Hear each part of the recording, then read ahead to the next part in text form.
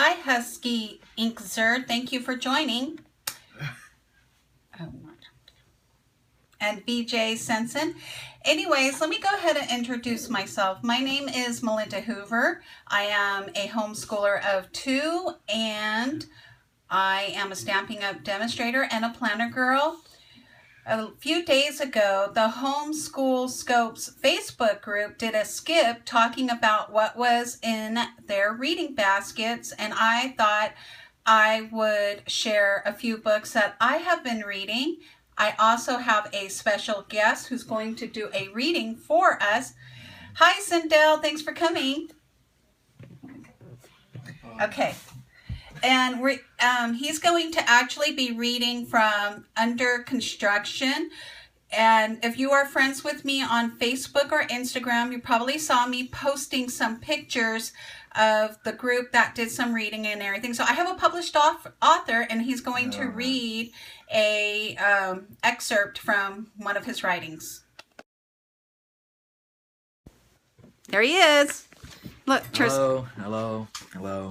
Look, they have to see you. You want to sit down? You can. It's fine. Go ahead.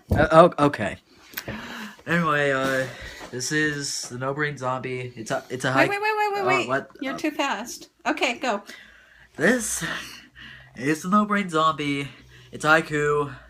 3 words. 3 sentences, pretty much. So. What kind of poem is it? I just said it was a haiku. Oh, okay. Anyway, it goes like this. The No Brain Zombie once had a brain, but then it died of brain cancer. Do you want to read another one?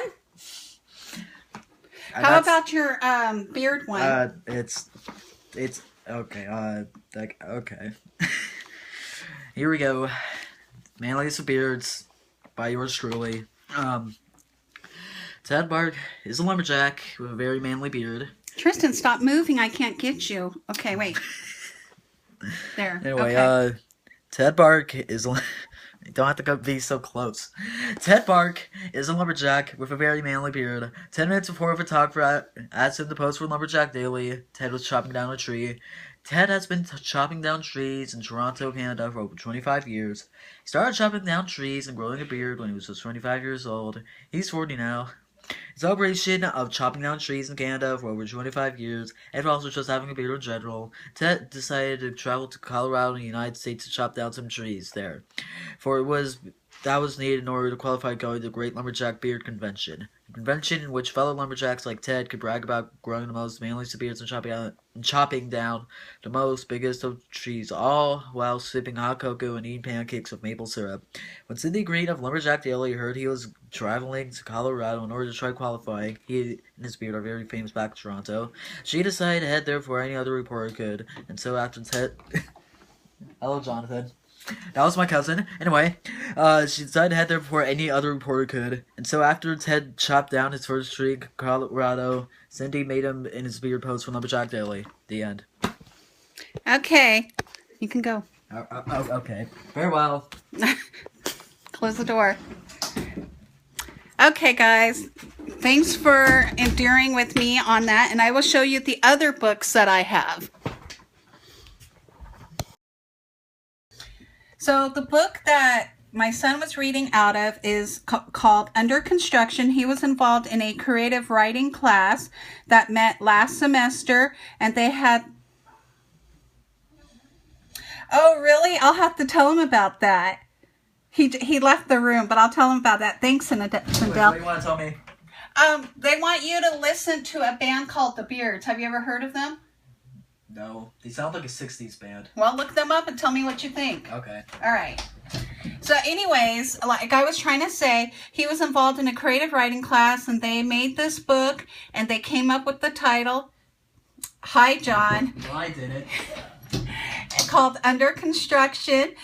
And as you can see, it says it is poetry and prose from the writers of Visions in Education, because we are homeschoolers, but we use a charter school. And that is what, John, you're messing me up. That's my nephew, by the way. So anyways, that is what Tristan was sharing from there. Whoops, now my books are falling. The next book that I've been reading has been called For the Love, and it is by Jen Hatmaker, and I actually got to see her in person at Women of Faith in Sacramento.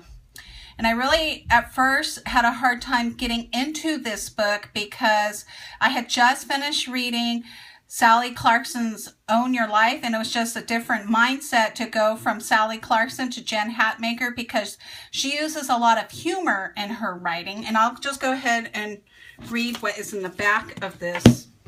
It says, let me see. Best-selling author Jen Hatmaker is convinced life can be lovely and fun and courageous and kind. She knows how the squeeze of this life can make us competitive and judgmental, how we can lose love for others and then for ourselves. She reveals how to break free of guilt and shame by dismantling the unattainable Pinterest life, learn to engage our culture's controversial issues with a grace-first approach, be liberated to love and release the burden of always being right, identify the tools you already have to develop real life, all in no, my junk, but love me anyway friendships, escape our impossible standards for parenting and marriage by accepting the standard of mostly good, laugh your butt off. In this vacuous, of course, I'm probably mispronouncing things, ride to freedom for modern women, Jen bears refreshing wisdom, wry humor, no-nonsense faith, liberating insight, and fearless honesty that have made her beloved by women worldwide. So I'm only halfway through the book, and I got this book through Amazon, but I think it's a pretty good read. It just took me a little bit to get into it. Hi, Eve Giggles. Thanks for joining. And then the last book I wanted to share was called, I don't know how many of you guys out there were Little House on the Prairie fans, but this book is called World of Little House, and one of the other homeschool moms was talking about this book. Her name is Amy, and I know there's a lot of Amy's on Periscope, and I can't remember her username. But anyways, this book is really neat because it gives you an insight of what it was like to live during that time, and it shares recipes and little things like that. Yeah, that show was awesome. I remember watching it when I was a kid and stuff, and I remember the sisters running down the hill as the opening credit. And so I've really been enjoying reading this book, and of course I've renewed it like 3 or 4 times because I never got around to reading it till just recently, and I am also halfway through it. And so that is what I have been reading or looking at. And if you are a homeschooler and would like to join us on Facebook, we are Homeschool Scopes. And I know that there's another address you can use, but if you do a search for Homeschool Scopes, you should be able to find us. And I will flip it up. So I just wanted to say thank you to my live viewers for coming and for any replay viewers. And I would be interested in knowing what is in your reading basket. And I just wanted to say thank you for coming by, and I hope you have a great night.